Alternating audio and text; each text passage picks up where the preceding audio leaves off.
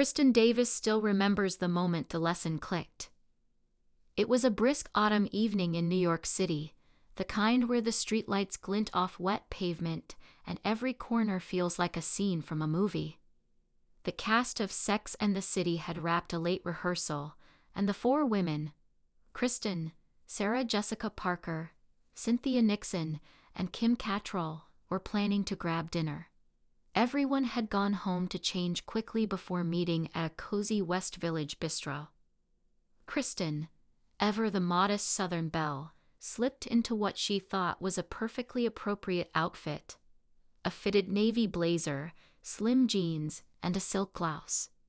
Chic but safe. She arrived first and took her seat. Then Sarah Jessica walked in. Kristin recalls it vividly.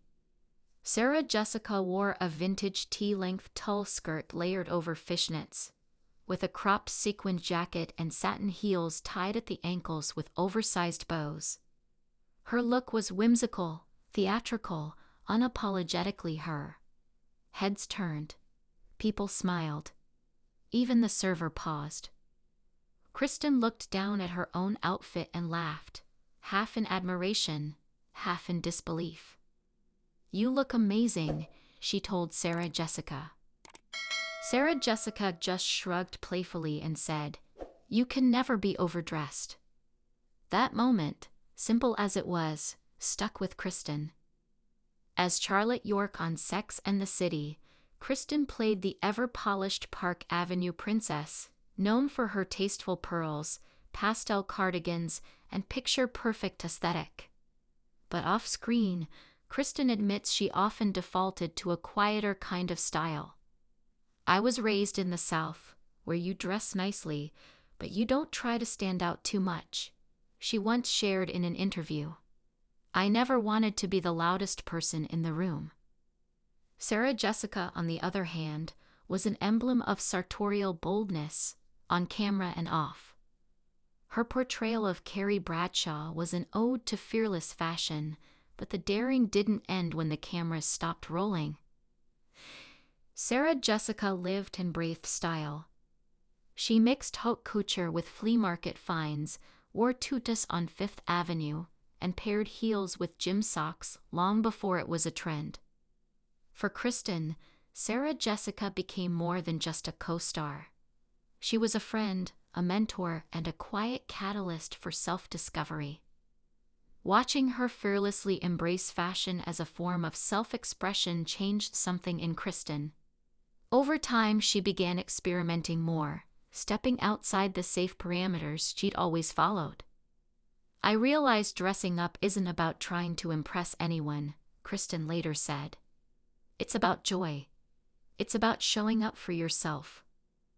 Years after that dinner, Kristin found herself on a red carpet in a structured emerald green gown with a plunging neckline, something the old Kristin never would have worn.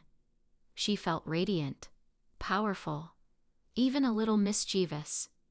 And she thought of Sarah Jessica, whose simple phrase had become a kind of mantra. "Behind the glamour, the fashion, and the fame, there's a deeper story here, about women giving each other permission. Permission to be bold, to take up space, to wear the dress with the feathers, or the sparkly boots, or the over-the-top hat, just because you want to." Sarah Jessica never taught this lesson with lectures. She lived it. And in doing so, she invited others to live it too. In a world that often pressures women to play it safe, to shrink, to blend in, to not do too much, Sarah Jessica's presence was a counterpoint.